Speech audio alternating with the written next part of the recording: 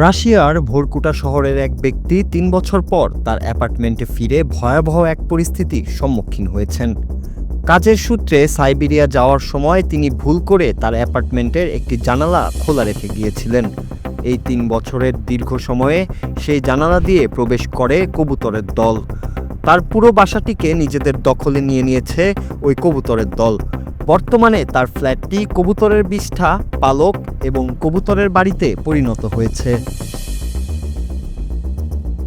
অ্যাপার্টমেন্টের মালিক ভিডিওতে হতাশা প্রকাশ করে বলেছেন যে পুরো ঘরটি এখন কবুতরের রাজত্বে পরিণত হয়েছে এবং মেঝে বিষ্ঠার স্তূপে ঢাকা।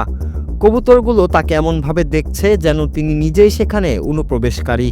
পরিস্থিতি এতই খারাপ যে বিশেষজ্ঞদের মতে ফ্ল্যাটটি সংস্কার করতে এবং সব আসবাবপত্র বদলাতে ১৫ থেকে ২০ লক্ষ রুবল খরচ হবে, যা বর্তমান বাজারে সেই ফ্ল্যাটেরও দামের সমান।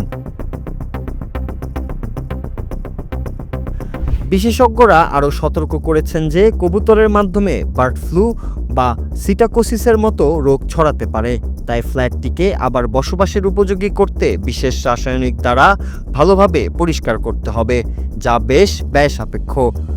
এমন পরিস্থিতিতে অনেক নেটিজেনের মতে এটি মেরামত করার চেয়ে নতুন আরেকটি ফ্ল্যাট কেনাই বেশি সাশ্রয়ী হবে।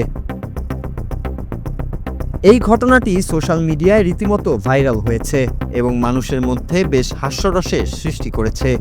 কেউ কেউ মজা করে বলছেন যে অন্তত কবুতরগুলো সেখানে ডিম পেড়ে মালিকের জন্য সকালের নাস্তার ব্যবস্থা করে দিয়ে গেছে। সব মিলিয়ে ৩ বছর জানালা খোলা রাখার মাশুল হিসেবে মালিককে এখন বড় ধরনের আর্থিক ক্ষতির মুখে পড়তে হয়েছে।